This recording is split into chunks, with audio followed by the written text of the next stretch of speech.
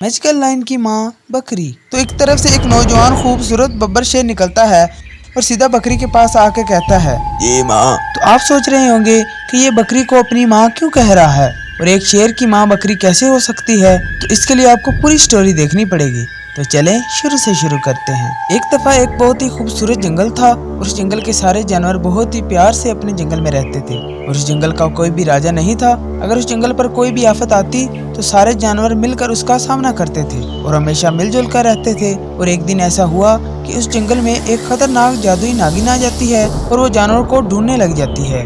उसको एक खरगोश देख लेता है और वो जल्दी से जंगल के जानवरों के पास आता है और कहता है, ये जंगल के जानवरों, जल्दी से तैयार हो जाओ, जंगल में एक खतरनाक जादुई नागिन आ गई है जो कि जानवरों को ढूंढ रही है। तो जानवरों में से एक घोड़ा बोलने लगा, ऐ दोस्त, तुम घबराओ नहीं। तुम्हें पता नहीं कि आज से पहले जिसने भी हमारे जंगल पर बुरी नजर डाली है वो जिंदा नहीं बच सका और अब मुझे लगता है कि इस नागिन के मरने का वक्त आ गया है, इसलिए वो हमारे जंगल में आ गई है। तो खरगोश कहता है, अरे भाई, ये कोई आम नागिन नहीं बल्कि ये एक जादुई नागिन है और आज तक हमने किसी भी जादुई प्राणी से पंगा नहीं लिया और ना ही किसी को मारा है। हमें अपनी पूरी तैयारी करनी चाहिए। तो भालू कहने लगा, अरे बस बस, ज्यादा बोलने की जरूरत नहीं है। और इतनी देर में वहाँ पे जादुई नागिन भी आ जाती है और घोड़ा उससे कहने लगा, आओ आओ, इस जंगल में तुम्हारा स्वागत है और मैंने सुना है कि तुम इस जंगल के सारे जानवरों को मारकर इस जंगल का खात्मा करने के लिए आई हो। तो जादुई नागिन बोलने लगी,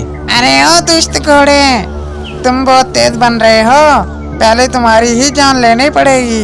और इस जंगल के सारे जानवरों, कान खोल के मेरी बात सुन लो। आज से इस जंगल पे मेरा राज होगा और रोज खाने में मुझे एक जानवर चाहिए। और जल्दी से कुछ जानवर पर जादू करती है और उन्हें मार देती है और बाकी जानवर वहाँ से भाग जाते हैं और वो नागिन जानवरों को ढूंढने लग जाती है। और दूसरे दिन सुबह सुबह कुछ जानवर एक जगह छुप कर बातें कर रहे होते हैं और उनमें से एक गुरीला बोलता है, अब हमारा क्या बनेगा? बड़े महाराज के बाद हमने तो किसी को अपना राजा भी नहीं बनाया। हमारा सारा जंगल बिखर रहा है, हमें कुछ ना कुछ करना चाहिए। तो उनमें से एक बकरी वहाँ से चली जाती है और जल्दी से पहाड़ों की तरफ जाती है और वहाँ जाके कहती है, रघु मेरे बेटे, बाहर आओ, मैं तुम्हारी माँ हूँ। तो एक तरफ से एक नौजवान खूबसूरत बब्बर शेर निकलता है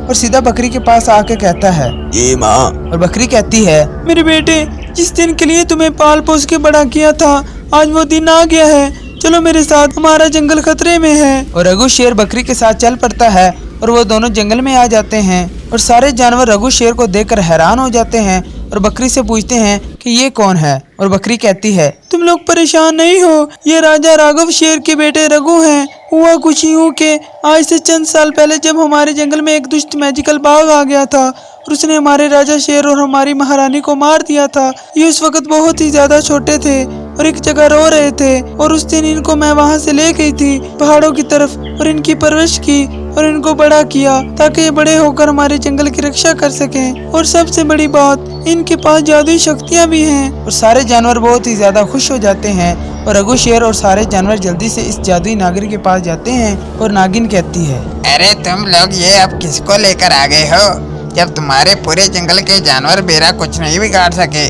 तो ये बच्चा मेरा क्या बिगाड़ेगा?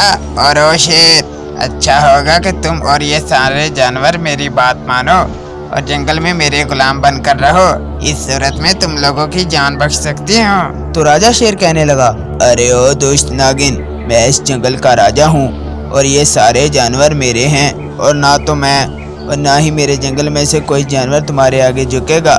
लेकिन तुमने मेरे जंगल में आकर मेरे जानवर को मारकर बहुत ही बड़ी गलती कर दी है।